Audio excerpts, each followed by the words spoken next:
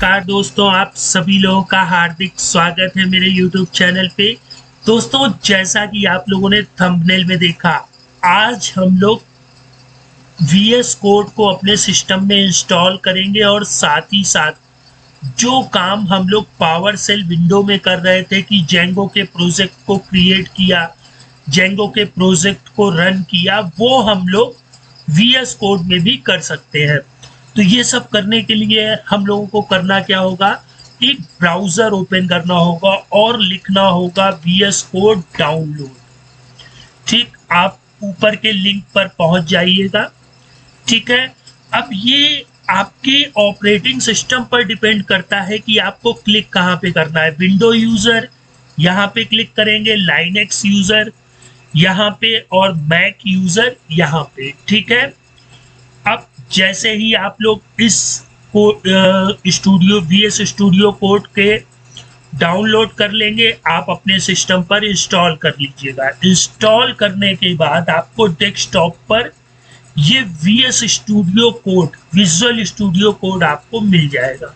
ठीक है दोस्तों, जितने भी प्रोफेशनल लोग होते हैं वो पावर सेल विंडो या CMD का तो यूज करते ही करते हैं, साथ ही साथ VS कोड, पाईचार्म या सबलाइम टेक्स्ट एडिटर, इनका भी यूज करते हैं। ठीक है, कोडिंग के लिए ये बने बनाए जो हम लोगों को आइडियली मिलते हैं। आइडियली से मेरा मतलब है जहां पर हम अपनी लैंग्वेज को लिखते हैं, उन पे लिखने से हमें कई चीज़ों की बेनिफिट मिलता है, एक्सटेंशन मिलते हैं। कहाँ कोड में अगर हम लोग कुछ एरर कर रहे हैं तो भी वो हमें बता देते हैं। ठीक है, तो इसके लिए आपको सिंपली क्या करना है, ये जो ट्रिपल डॉट आपको स्क्रीन पर दिख रहा है, इस पर क्लिक करेंगे, टर्मिनल और न्यू टर्मिनल पर क्लिक कर देंगे। ठीक है, तो ये हमारा एक टर्मिनल ओपन हो रहा है। ठीक है, ये आप इसको इस तरह से भी कह सकते हैं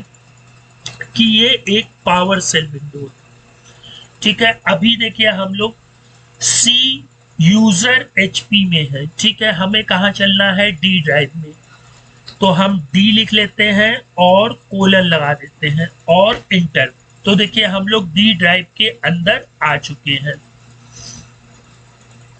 ठीक है, इस D ड्राइव के अंदर अब हम लोग इसी D ड्राइव के अंदर अपने जेंगो प्रोजेक्ट को क्रिएट करेंगे और साथ ही साथ रन करेंगे, जो हम लोग पावर सेल विंडो में कर रहे थे। ठीक है, तो हमें जेंगो का प्रोजेक्ट बनाने के लिए दोस्तों, मैंने आपको इसी ट्यूटोरियल के पार्ट सेकंड में बताया था, एक कमांड जेंगो स्मॉल में लिखेंगे। ठीक है दोस्तों, Django dash admin space start project.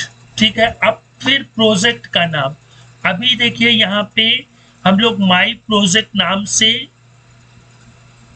अपना प्रोजेक्ट क्रिएट करेंगे जेंगो का। लेकिन अभी देखिए यहाँ पे माई प्रोजेक्ट नाम से कोई भी फोल्डर अवेलेबल नहीं है, है ना।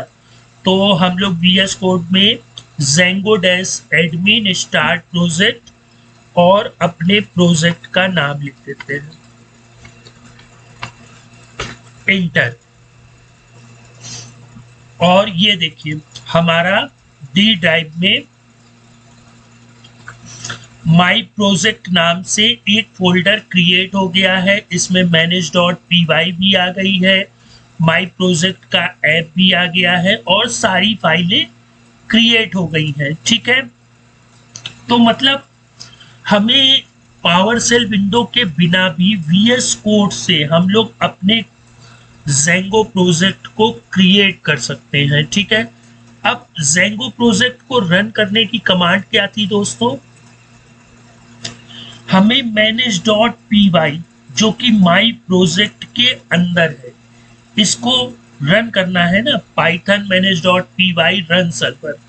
लेकिन अभी हम लोग कहाँ पे हैं, अभी हम लोग D ड्राइव में हैं।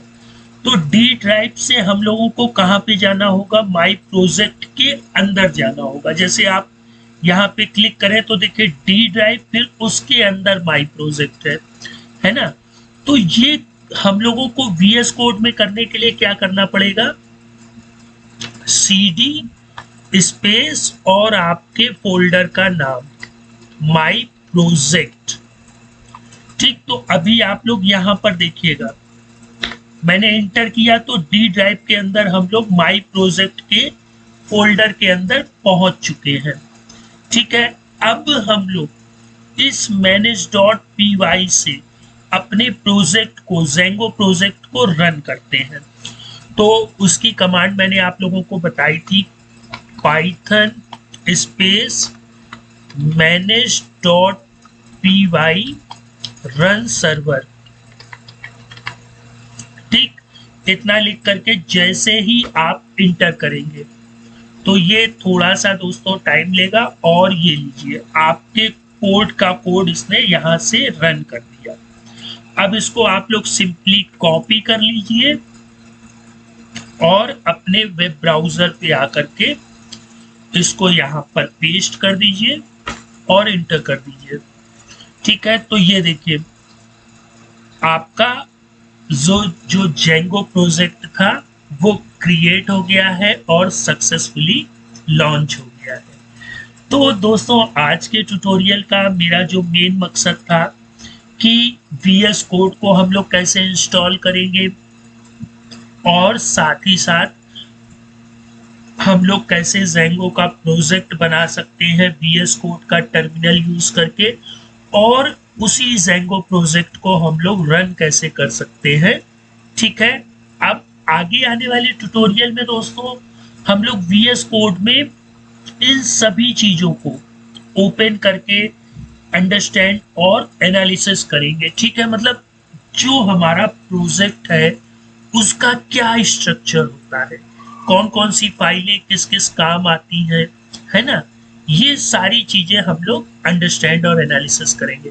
तो दोस्तों टॉपिक कैसा लगा कमेंट बॉक्स में जरूर बताइएगा, और VS कोड को इंस्टॉल कर लीजिएगा, क्योंकि अब हम लोग आगे आने वाले प्रोजेक्ट विजुअल स्टूडियो कोड में ही क्रिएट करेंगे। ठीक है, गुड बाय दोस्तों।